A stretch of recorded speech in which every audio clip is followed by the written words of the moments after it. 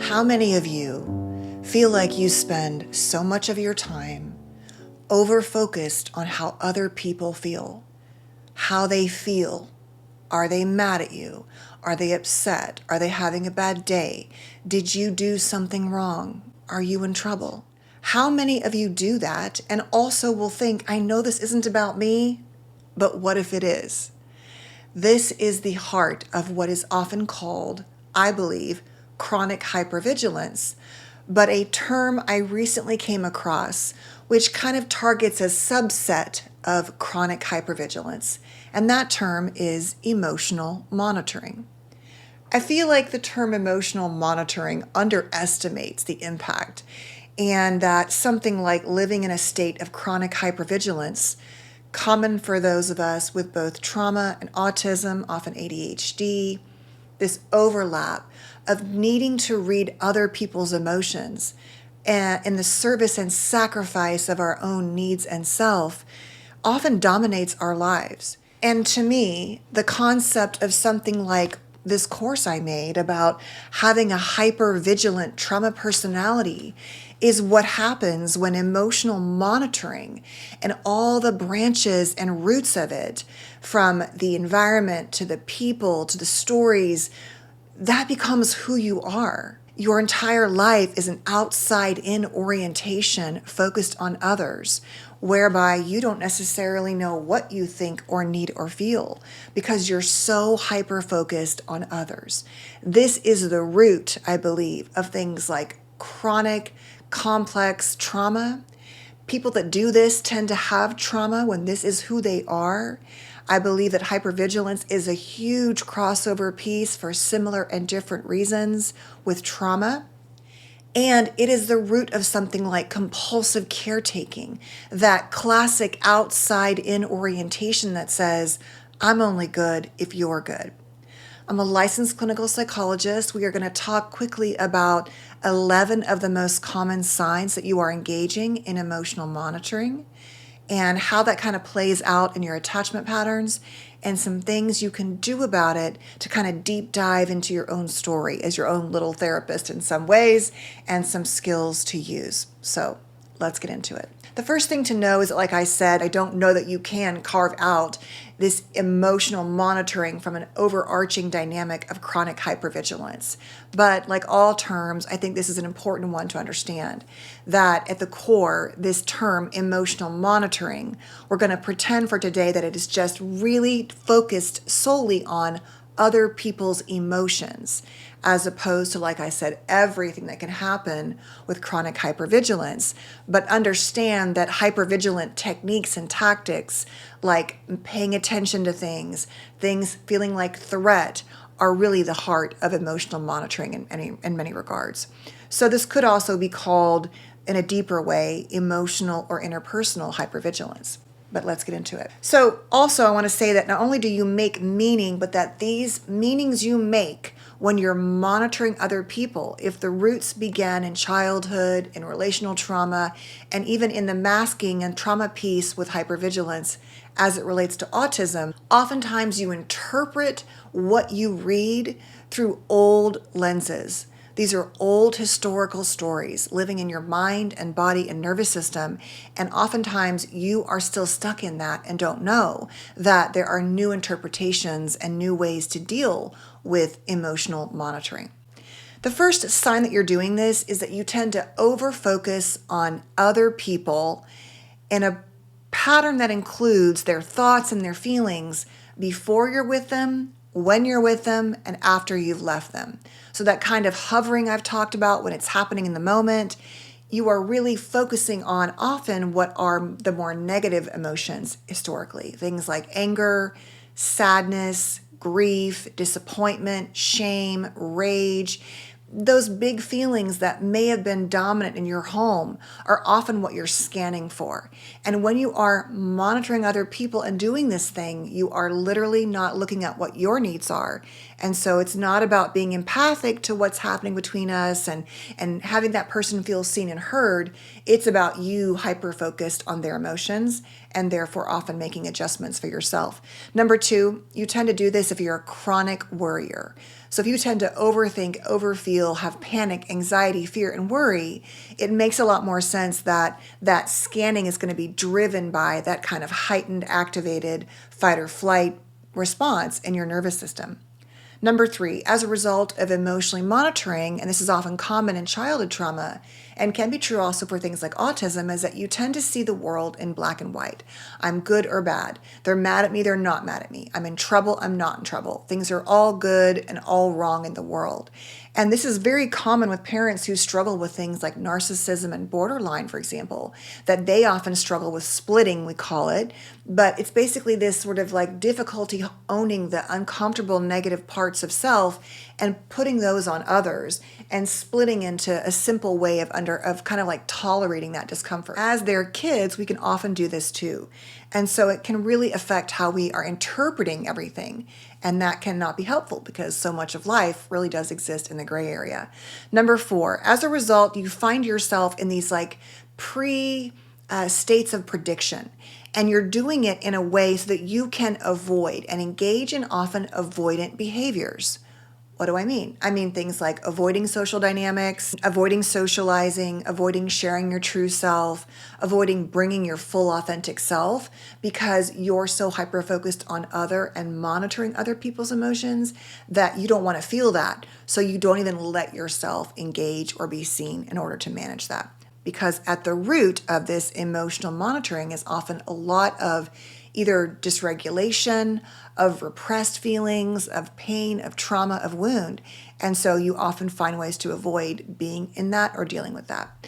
Number five, when you're in social situations, you're often planning an escape route, right? So you're in the conversation, you're detecting the mood shift, and you want to literally flee. That's the fight or flight. You want to get out of there.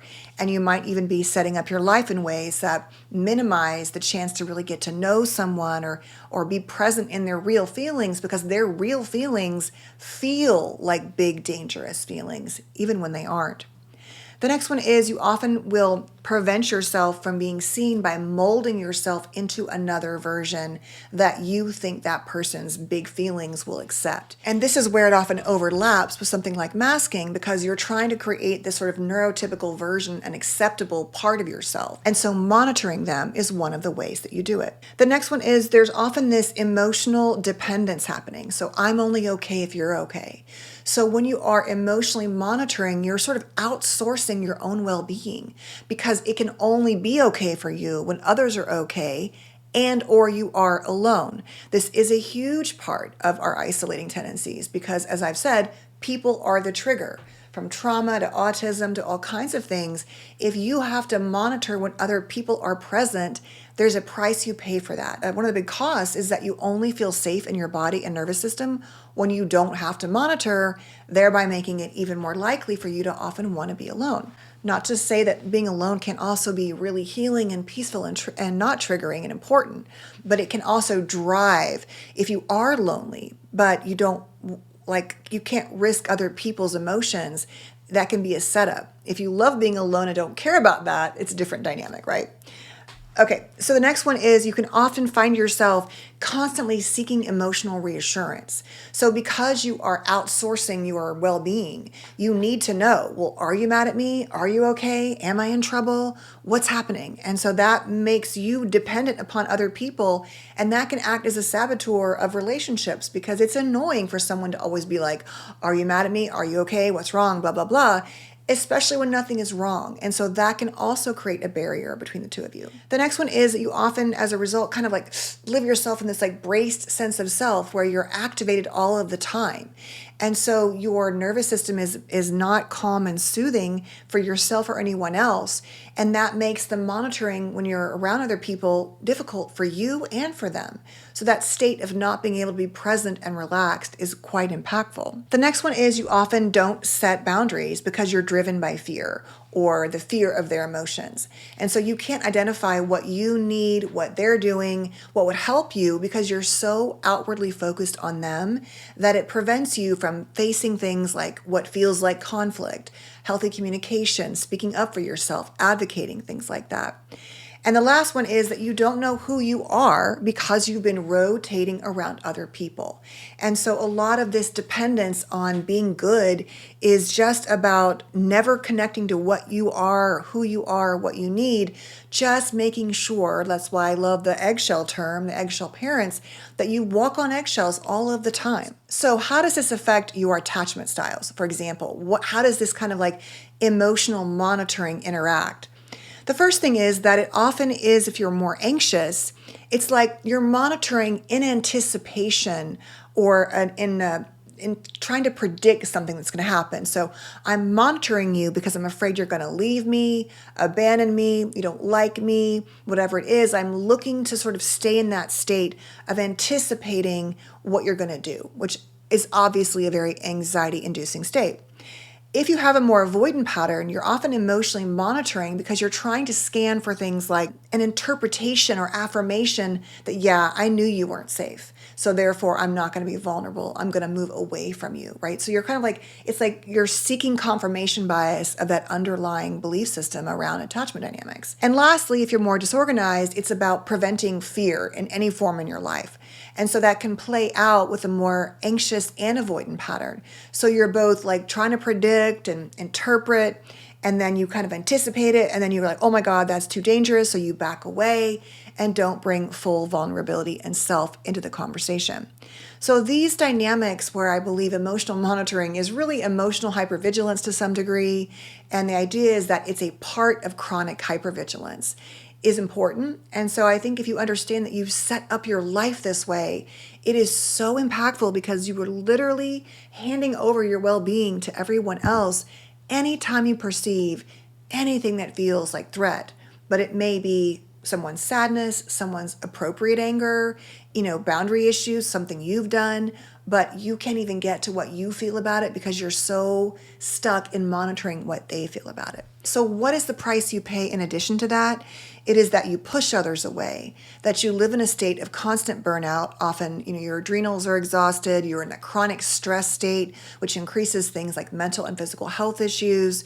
You never really feel safe with people. You never let yourself be known.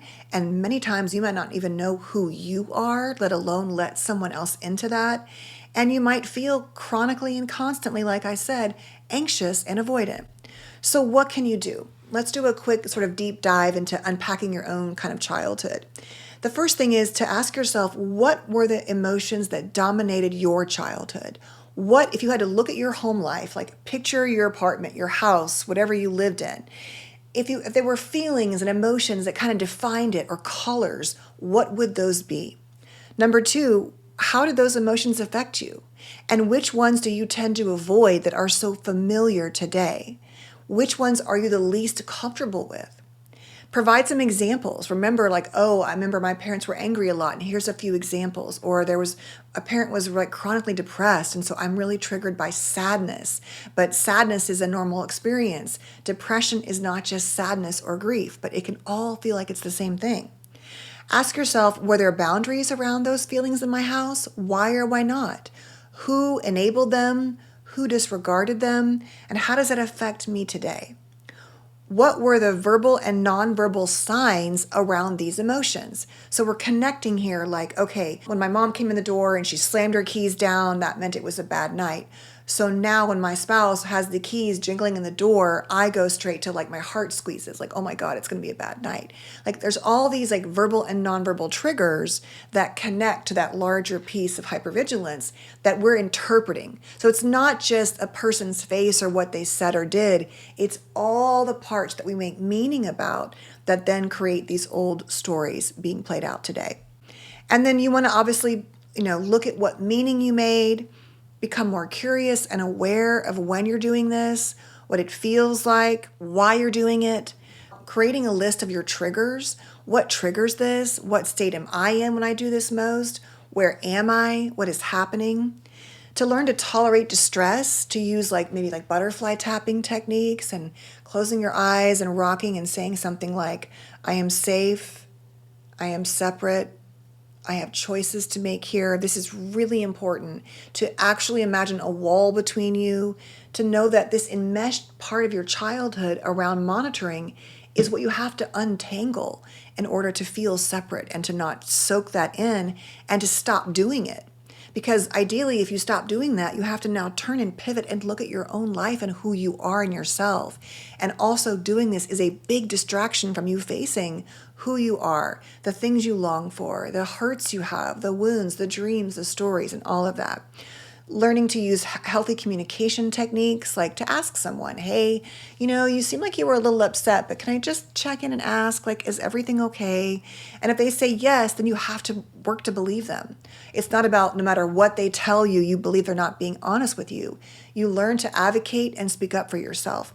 So you want to be clarifying, be curious, challenge old stories, and essentially get to the part where you're like, I don't like the way this feels, but I don't have to live my life and be defined by it, and I can learn to tolerate it and actually develop more of who I am to grow and develop connection in our lives and relationships. So as I said, all of these really do often come from this overlap of trauma and autism, but it is one of the pieces I know when someone presents to therapy and they talk about how much their entire world and life is oriented around other people, that we often can unpack the roots of this. So it really can depend on where all this originates from, but it's important to know that it exists in both trauma, autism, I would say ADHD, anywhere where you are reading the room and often hyper reading the room, and then at the same time neglecting and struggling to make connection and identify emotions in yourself, needs, desires, and things like that. So that is today's video. I hope it was helpful. I really wanted to just, these terms come up, and like all terms, they're not necessarily like these deeply researched terms, but the concepts are. And so for me, because of things like the courses I've made, as you know, on parents who struggle with BPD or narcissism, and my new course, it really is important to understand that if you've oriented your entire life around walking on eggshells and tiptoeing around other people, that it is a deep disservice to your own life and self to live your life that way. Not to mention, it makes you full of shame and guilt and chronic fatigue and exhaustion. Honestly say it increases your mental and physical health dynamics in terms of well-being. And so it really is important to work on doing that, understanding of yourself and that healing. So thank you for being here. Please stay safe and well, and I'll see you soon. Have a good day.